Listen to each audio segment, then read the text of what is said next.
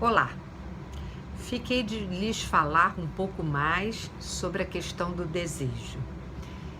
Gostaria de começar dizendo que há uma diferença bastante importante entre aquilo que comumente se chama o amor e aquilo que se coloca como sendo o desejo.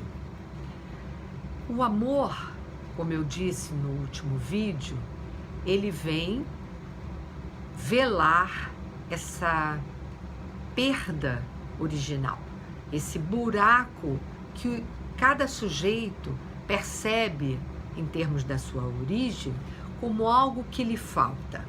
Algo que lhe falta em que sentido? No sentido do saber. Há um saber que falta sobre a origem, simplesmente porque essa origem ela é mítica, não há como se chegar a nenhuma origem do sujeito. Porque justamente o sujeito ele advém dessa falha entre aquilo que é da ordem da necessidade do vivente e aquilo que se constitui como demanda, a partir do outro que lhe endereça uma fala. Então, desse encontro entre necessidade, né, que é do vivente, e a demanda que advém de um outro constituído já na fala e na linguagem, o sujeito emerge desse buraco. E justamente o que permite que algum sujeito se constitua é o fato de haver um desejo que lhe é anterior, que é esse desejo desse outro, né? Seja esse outro entendido como uma constelação de outros, né? Pai, mãe, babá, tios, enfim, escola, tudo que creche, tudo que está no campo do simbólico, né? Tudo que preside o nascimento desse sujeito, claro que isso encarnado em alguém em especial, ou seja, aquele que cuida desse ínfans, desse que ainda não fala, isso vai se apresentar como da ordem do desejo, esse desejo do outro. Para que o sujeito possa se constituir como desejante. Desejante do quê? Desejante do desejo desse outro, de saber sobre isso, né? Portanto, eu tinha dito no outro vídeo que o amor se apresenta com várias roupagens, várias figuras do amor se colocam para cada um dos sujeitos. Também é importante dizer, já de saída, dar uma definição mais precisa ainda do que eu estou chamando de sujeito. Justamente, sujeito não é um indivíduo, né? Não é um indivíduo que lhes fala. O sujeito é esse terceiro que se interpõe entre aquele que lhe fala e esse que escuta. Você, né, também porta algo que está para além da sua posição egóica, né? Então, há esse sujeito, que é o sujeito do inconsciente, por isso o inconsciente está entre um e outro, né? O sujeito, ele é justamente algo para além da individualidade de cada um. A individualidade de cada um é uma roupagem, justamente do que não pode ser representado, que é justamente o sujeito. Ele não tem representação possível. O amor é aquilo que se apoia, né, nessa roupagem do sujeito, nesse eu, onde o sujeito se reconhece, se identifica como sendo quem quer que seja. Então, o amor tem a ver exatamente com isso. Ele é esse recobrimento e ele diz respeito a esse desejo de reconhecimento. Então, o eu, ele quer ser reconhecido como alguém, mas inicialmente ele é tomado como algo, ele é tomado como objeto. E só depois nós podemos falar do nascimento do sujeito, na fala e na linguagem. O que significa dizer que o sujeito nasce, né? Ele se constitui a partir da fala e da linguagem, como um lugar. Justamente porque há um desejo que o antecede, que é também outro buraco. Por isso que eu digo, né, que o sujeito advém da sobreposição desses dois buracos, do buraco da origem com o buraco que é o desejo desse outro. Então, o sujeito é feito, né, desse recobrimento de dois buracos. Entretanto, isso se apoia numa figura de amor. Essa figura de amor que vai dar consistência a toda a historieta, o mito individual de cada neurótico, de cada um, a historieta que lhe é contada, né?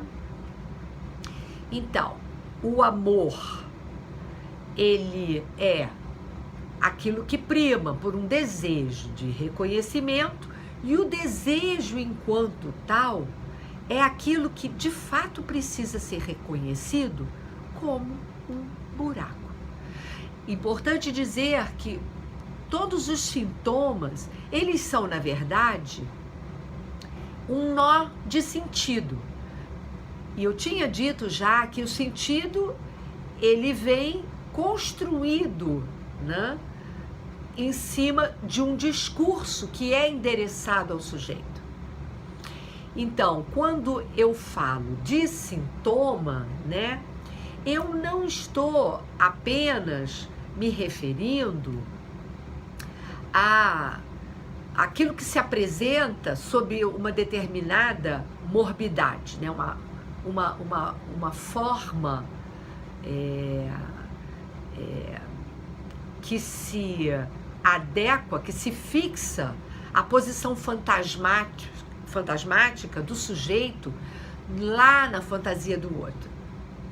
Quando eu falo de sintoma, eu também estou me referindo ao simples fato de que as formações do inconsciente, e sobretudo os sonhos, né? Sonhos, sintomas, atos falhos, xistes, elas vêm como um aparato de sentido, um nó de sentido que recobre essa falta original, que eu tinha chamado de memória original.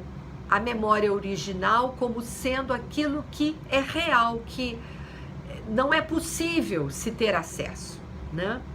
É claro que todo sintoma, ele pode ser trabalhado, né, analisado, e ele sempre se mostra como uma máscara do desejo. Todo sintoma, ele é, num certo sentido, uma máscara para o desejo. Por isso que a análise visa esse reconhecimento do desejo e, portanto, reconhecimento desse buraco, desse puro movimento que é o desejo. Talvez seja essa a única definição do que se chama em análise, essa margem de liberdade. A margem de liberdade é justamente que se preconiza para um final de análise possível, né? Ela é justamente esse descolamento da posição fixada do sujeito que ele tem, que ele carrega, como a sua relação de compromisso com o desejo do outro. Então, essas máscaras do sintoma, elas vêm pela fala, elas são as respostas amorosas que indicam, ao mesmo tempo que velam, o lugar onde efetivamente o sujeito deseja. Que lugar é esse? Esse lugar de uma memória que é preciso que se faça em ato. E eu tinha dito que memória em ato é um puro e simples fato do sujeito assumir o compromisso com aquilo que ele diz e com aquilo que ele faz. Então, o sintoma vai sempre no sentido do reconhecimento do desejo. Da próxima vez, ou seja, na semana que vem, iniciarei então a conversar um pouco sobre as questões referentes às perversões.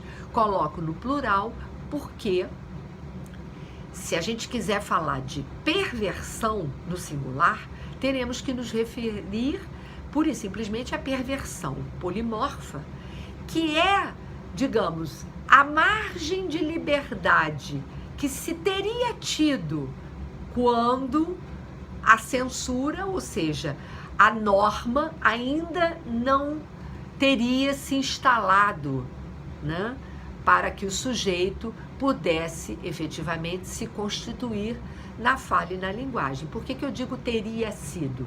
Porque desde o início o sujeito vai sendo, de algum modo, circunscrito, né, a esse campo do outro, onde, querendo ou não, há uma série de limitações que lhe vão sendo passadas sem, muitas vezes, sem nem mesmo fala, né? Simplesmente os procedimentos que vão sendo instituídos junto à criança bem pequena, que vão, de algum modo, e porque a criança tem essa dívida de amor com esse outro de onde ela pretende extrair todo e qualquer saber, né? Saber sobre si, saber sobre tudo, né? Então ela vai se adequando a esse outro e ela vai, portanto, muito precocemente perdendo essa margem de liberdade que a gente tem alguma franja de saber sobre isso quando a gente percebe uma criança brincando, onde ela joga com as palavras, ela joga com os lugares, né?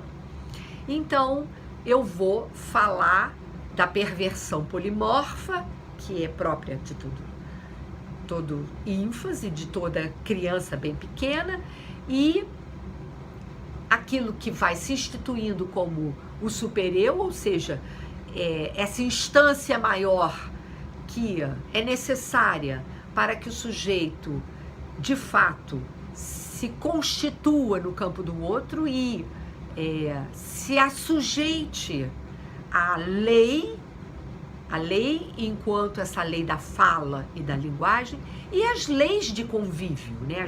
As possibilidades de convívio. E o que fura, porque inverte de algum modo a posição do sujeito nessa relação com o outro, que são as perversões. Até a próxima.